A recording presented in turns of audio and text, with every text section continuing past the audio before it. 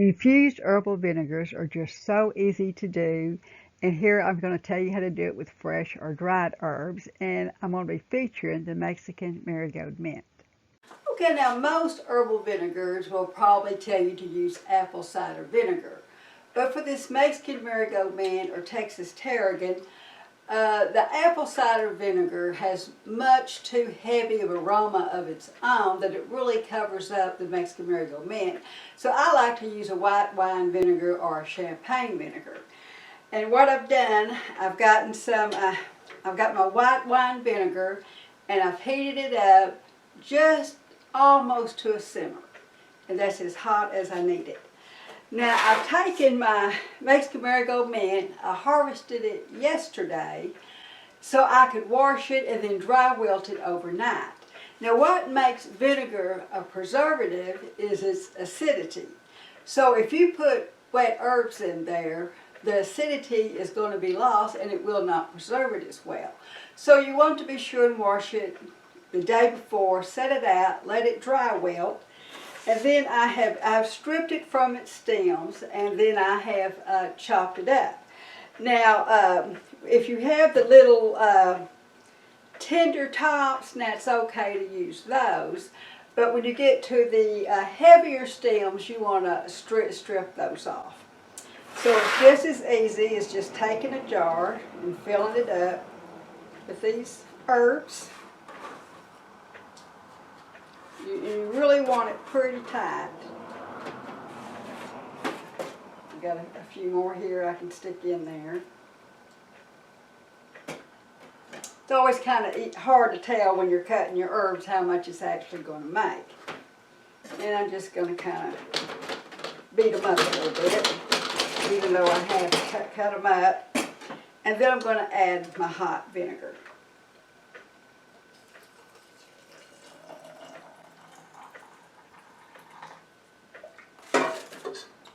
Okay, now I have marked my jar, Mexican Marigold vinegar. I put today's date on it because this is going to take at least a month, maybe 6 weeks to really extract all that aroma from it. And then I'm going to put a lid on it. Now because of course this is vinegar, I'm going to put some wax paper between that and my lid. Then I'm going to shake it 2 or 3 times a day. And just kind of watch it, if I forget, that's okay. I'll come back and shake it just whenever I think about it. Now some herbs like Mexican Marigold Mint, oregano, and peppermint really do better being dried first, so it will intensify the aroma. Now when you're making vinegar with dry herbs, first you want to strip the leaves and the flowers from the stems, crush or chop the leaves and flowers. Fill a jar 1/3 to half full of dried chopped herbs. Now some herbs are fluffier than others, so it will depend on the herb. Fill the jar to the top with warm vinegar. Place plastic wrap or wax paper on the jar. Cover with a tight-fitting lid. Label with the name of the herb and the date. Now later that day, check to make sure the herbs are completely covered with vinegar. Now once the vinegar has rehydrated the dry herbs, make sure the herbs are not packed too tight and the herbs and the vinegar shake freely. Shake 2 to 3 times a day for 4 to 6 weeks. Strain and pour into a clean jar or bottle. Now the smaller you crush or chop the leaves, the more intense your herb vinegar will be. But do not powder them. Powder is really hard to strain. Now here you can see where I've got a jar of kind of the leaves are whole, and I've put them in my Hamilton Beach herb grinder. And with this method, I can get 3 times more leaves in this jar than what I would have done if I'd left them whole. Try mixing several herbs together to make your own unique herbal vinegar. Add garlic, peppers, peppercorns, etc. Now some herbs like basil are going to do a lot better if you infuse them fresh. Okay, now here I've got some vinegar that I probably let it set 2 or 3 months. I did it pretty far back. I strained it and just put it in a jar. And now I'm ready to put it in a pretty jar.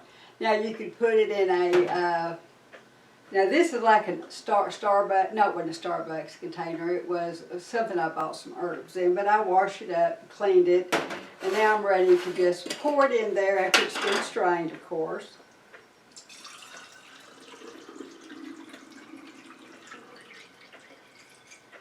Now you can put this in a plastic bottle, a water bottle,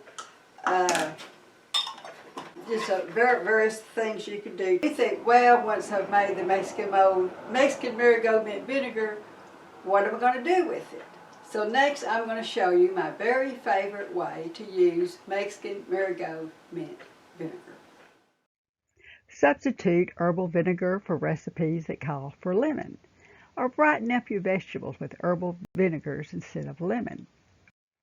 Substitute Mexican Marigold Mint in your favorite recipe for poppy seed dressing. Now, 3/4 cups of sugar, agave, or honey, a 1/3 cup of Mexican Marigold Mint vinegar, 1 teaspoon of salt, 1/2 cup of oil of your choice. And if you still have plants out in the garden, you might chop up some Mexican Marigold Mint leaves and flowers. 1 tablespoon of poppy seeds. Combine the sugar, vinegar, and the salt. Use a blender to gradually add in the oil to emulsify. Stir in the poppy seeds. Now this really tastes great served over avocado salad, fruit salads, etc.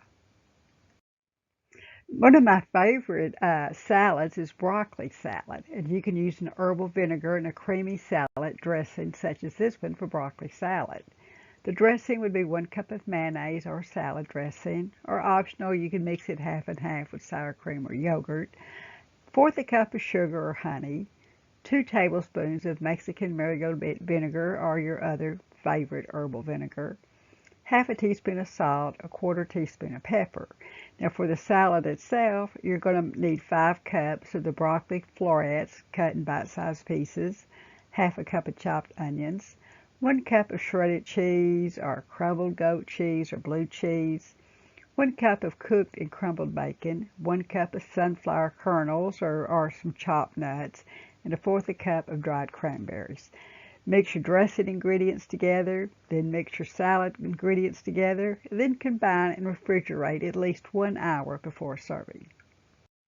Now I also love honey mustard dressing. 3/4 cup of sour cream, 1/3 cup of mayonnaise, 1/3 cup of Dijon mustard, 1/2 cup of honey, and 1-2 tablespoons of Mexican Marigold Mint vinegar or other herbal vinegar. Now, as soon as my horseradish is ready to harvest, I will be doing the famous fire cider vinegar.